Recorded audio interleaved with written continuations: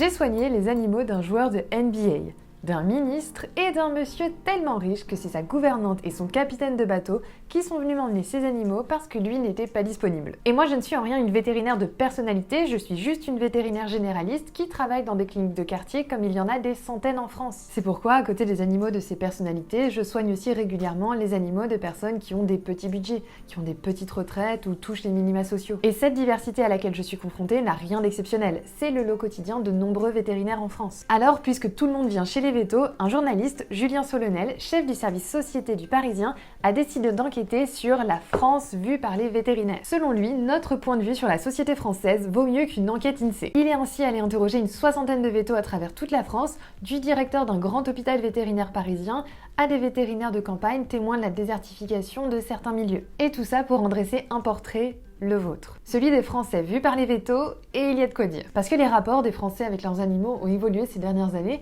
que les chiens ou les chats sont aujourd'hui de véritables membres de la famille, et que les chevaux ou les lapins le deviennent également, que les exigences qui accompagnent ce changement de statut sont parfois démesurées, que les frais liés à la santé animale sont souvent mal compris en France, et qu'on a aujourd'hui clairement une médecine vétérinaire à deux vitesses. Et tout cela aboutit à une telle pression sur les vétérinaires que beaucoup abandonnent la pratique avant leurs 40 ans, ou mettre fin à leur jour. Ce livre explique tout cela très bien, il sort aujourd'hui et si vous avez un animal, je vous encourage à le lire.